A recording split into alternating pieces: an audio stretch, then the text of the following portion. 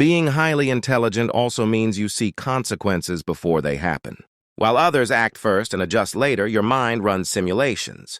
If I say this, what happens next? If I choose this path, what could go wrong? Psychology calls this anticipatory thinking. It sounds useful, but in real life, it often turns into hesitation.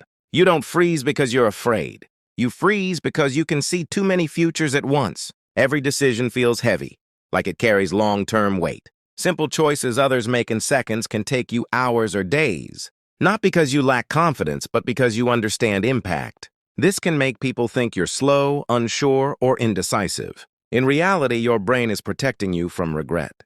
But the cost is missed opportunities and self-doubt.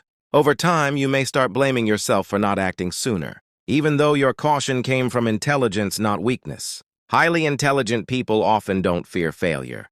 They fear irreversible outcomes, and that quiet fear can silently shape their entire life. Highly intelligent people often struggle with timing in conversations, not because they don't know what to say, but because they know too much to say. While others speak freely, you pause, filtering your thoughts. You ask yourself, will they understand this?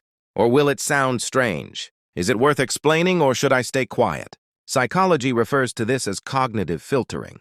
You constantly adjust your words to fit the room. Over time, this creates a habit of silence. You talk less, not because you have nothing to offer, but because you don't want to overwhelm or confuse others. This can lead to people assuming you're shy, distant, or uninterested. But inside, your mind is active, curious, and deeply engaged. You're listening for meaning, not just noise. Eventually, you may feel invisible in conversations, not ignored but unseen. And that feeling can be painful, because being intelligent isn't just about thinking deeply. It's also about wanting to be understood and realizing that not everyone speaks your mental language. Another hidden struggle of high intelligence is emotional forecasting. You don't just feel emotions as they happen, you sense them coming. You notice shifts in tone, body language, and silence. Before someone admits they're upset, you already know. Before conflict happens, you can feel it building. Psychology links this to advanced emotional prediction. Your brain connects subtle cues faster than most. But this ability comes at a cost. You often carry emotional tension that hasn't even been expressed yet. You prepare yourself for conversations that may never happen. You worry about feelings that aren't fully real yet. This makes relaxation difficult. Even in calm moments, part of your mind stays alert. You're scanning, interpreting, predicting. Over time, this constant emotional readiness becomes draining. You may feel tired without knowing why. Others might tell you you're too sensitive. But sensitivity isn't weakness. It's awareness. The challenge is learning when to trust your insight and when to let emotions unfold naturally. Because not every feeling needs to be solved before it exists. Intelligence often comes with an invisible burden, the pressure to excel. People assume you'll always perform perfectly. One small mistake, and suddenly the praise disappears, replaced by doubt. I thought you were smart. Psychologists call this imposter syndrome. Even when you succeed, you question if it's enough. You feel every expectation, both real and imagined.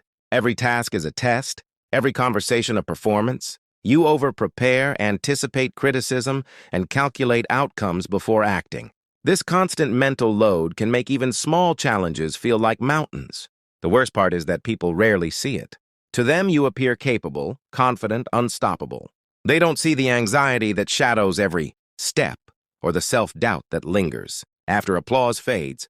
For highly intelligent people, success isn't just achievement. It's survival in a world that expects brilliance without pause. And learning to climb without collapsing under invisible weight is a daily struggle, one that requires patience, self-compassion, and the courage to embrace imperfection. Highly intelligent people often carry emotional weight that isn't theirs. You absorb others' pain, joy, and stress as if it were your own. Psychologists call this emotional contagion. While empathy is a gift, constant absorption can feel like a burden. You notice when someone is upset, even when they try to hide it. You feel tension before it's voiced, joy before it's celebrated. You carry these feelings silently, often without realizing it. Over time, this can make your own emotions heavy, tangled, and hard to manage.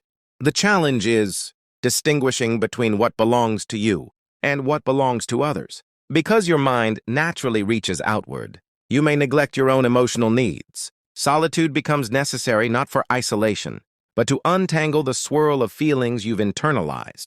Being highly intelligent means seeing the world in layers others can't. It means processing more, noticing more, and feeling more.